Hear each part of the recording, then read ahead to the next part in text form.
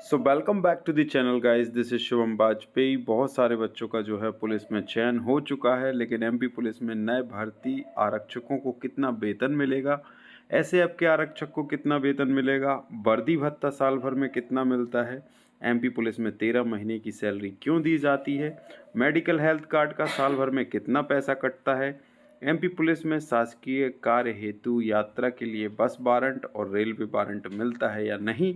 ये तमाम जानकारी जो है ऑथेंटिक वे में हम अपने चैनल के माध्यम से आप तक ला रहे हैं, जिसके लिए वीडियो में आप लास्ट तक बने रहें। हर एक इन्फॉर्मेशन को अपन बारी बारी से जो है आपसे शेयर करेंगे और ये पूरा पीडीएफ है जिसे हम आपको टेलीग्राम पर प्रोवाइड भी करा देंगे। तो मध्य प्रदेश में भर्ती होने वाले नए आरक्षकों को मिलने वाले वेतन और भत्ते के बारे में संपूर्ण जानकारी देने के लिए सबसे पहले हमें अपना बेसिक पता होना चाहिए। तो बेसिक हमारा 19,500 रुपये है। बेसिक पे जो होता है, ठीक है, ग्रेड पे अलग होता है और बेसिक पे अलग होता है। तो बेसिक पे हमारा 19,500 है।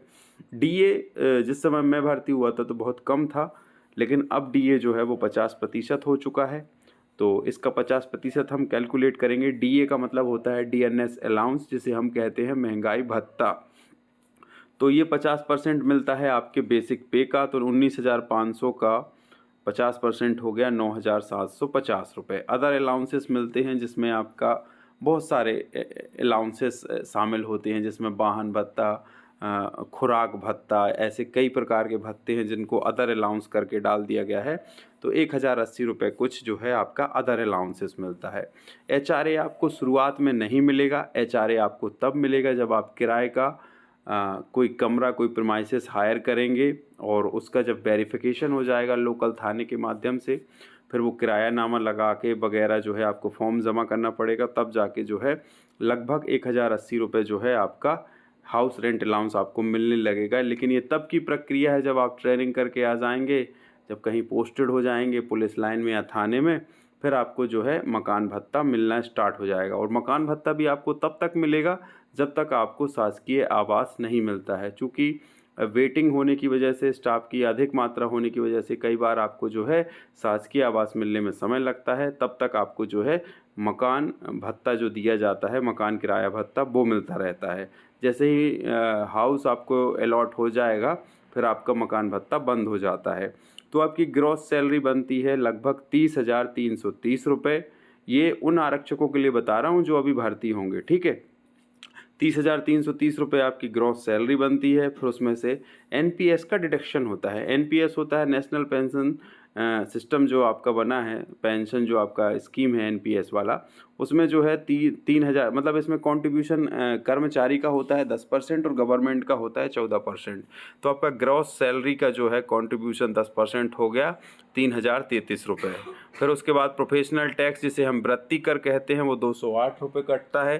फिर उसके बाद जीआईएस जिसे हम कहते हैं जनरल इंश्योरेंस स्कीम, उसमें आपके 200 रुपये कटते हैं। तो ये सब मिला के जो है आपके डिडक्शन होने के बाद जो है आपकी नेट सैलरी बचती है 26,889 रुपये। लेकिन यहाँ पर रुकिए, आपको पहले ही महीने से 26,889 रुपये वेतन नहीं मिलने लगेगी, क्योंकि एक नया रूल इंट्रोड्यूस हुआ है जिसे हम 70, 80 और 90% रूल कहते हैं।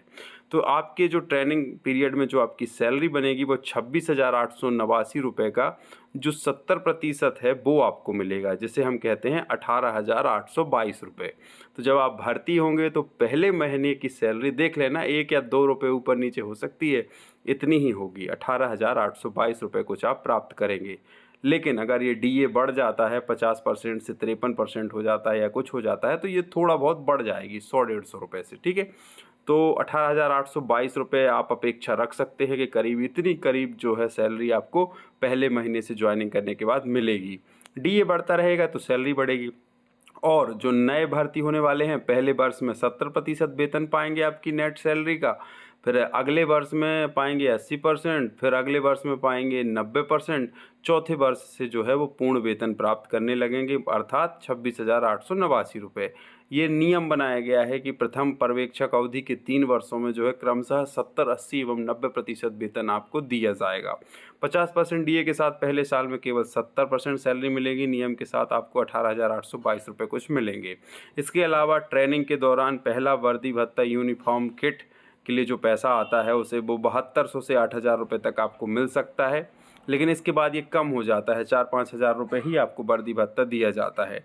ट्रेनिंग के दौरान एचआरए नहीं मिलता है, क्योंकि ट्रेनिंग सेंटर में रहने की व्यवस्था जो है एमपी पुलिस डिपार्टमेंट की तरफ से ही की जाती है। बैरक प्रोवाइड की जाएगी, बेड प्रोवाइड किया जाएगा, तो वो फिर आपको एचआरए बनता ही नहीं है। क्योंकि जब आप ट्रेनिंग सेंटर में ही रहे हैं तो फिर काय का हाउस रेंट अलाउंस, क्योंकि आपने कोई हाउस रेंट पे लिया ही नहीं है।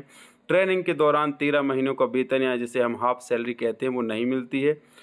शुरुआती 3 सालों में आपको 70-80 एवं 90% वेतन ही मिलेगा, जबकि पर्यवेक्षक अवधि समाप्त हो जाएगी तब आप पूर्ण वेतन प्राप्त करने के हकदार होंगे। और हाँ, इस चीज़ का कोई आपको एरियर्स नहीं मिलता है कि आप सोचें कि पहले वर्ष में जैसे 70% आपको वेतन मिल रहा है तो 30% आपका एरियर्स जमा हो रहा है, ऐसा कुछ नहीं है। ये जो आपको मिल रहा है वही मिलेगा। चौथे वर्ष से ही आप पूर्ण वेतन प्राप्त करने के हकदार होंगे। क्योंकि कई बार क्या होता था कि बच्चे ने यूपी पुलिस में भी फॉर्म डाला, बच्चे ने एमपी पुलिस में भी फॉर्म डाला। बच्चे का पहले एमपी पुलिस में सिलेक्शन हो गया, बाकायदा उसने फ़िज़िकल दिया, ज्वाइनिंग ले ली और ट्रेनिंग सेंटर पहुंच गया। बाकायदा उसने वहां पर ट्रेनिंग भी कंप्लीट कर ली। तब तक उसने यूपी पुलिस का भी एग्ज़ाम दे रखा था, तो उसने थोड़ी बहुत भी नौकरी करी नहीं एमपी में और जाके यूपी पुलिस में ज्वाइन कर लिया, क्योंकि वो यूपी का रहने वाला था। एक उदाहरण के माध्यम से आपको समझाने का प्रयास करता हूँ कि जो सरकार का आपको ट्रेनिंग देने में जो खर्चा होता है, जो स्टाफ संलग्न हैं आपको ट्रेनिंग देने में, ट्रेनिंग सेंटर को रन करने की एक कॉस्ट होती है, आपको ट्रेन करने की एक कॉस्ट होती है। 8 से 10 लाख रुपए प्रति आरक्षक एक खर्चा आता है सरकार का ट्रेनिंग करने में, क्योंकि आपको जो ट्रेनिंग देने वाले उस्ताद हैं, सर जी लोग हैं, स्टाफ जो लगा है वो 1-1 लाख रुपए सैलरी पा रहा है, कोई 60,000 सैलरी पा रहा है।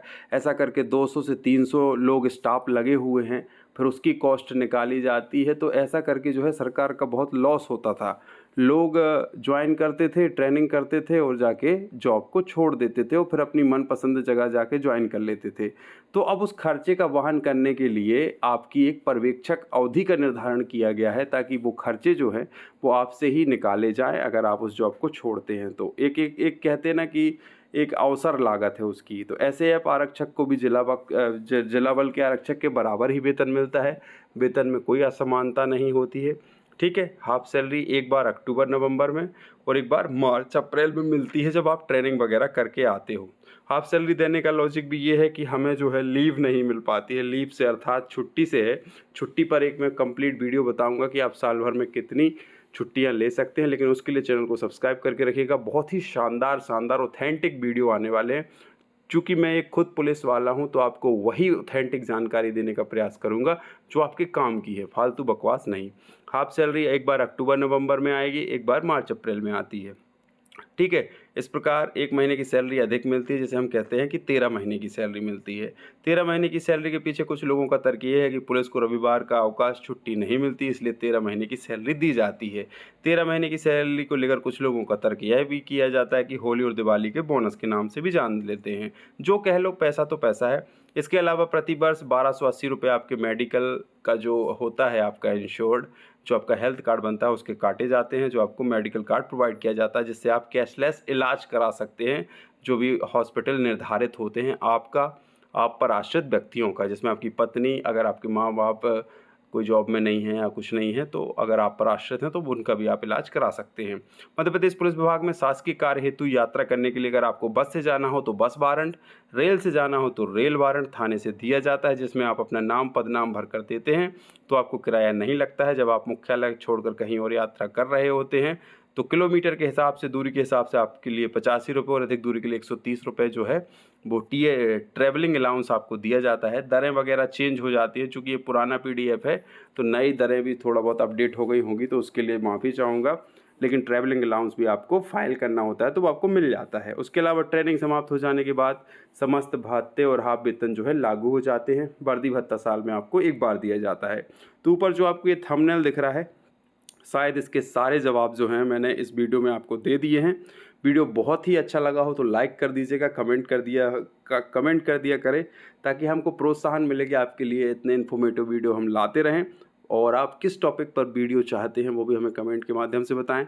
मिलते हैं नए वीडियो में नई जानकारी के साथ। तब तक के लिए जय हिंद, जय भारत।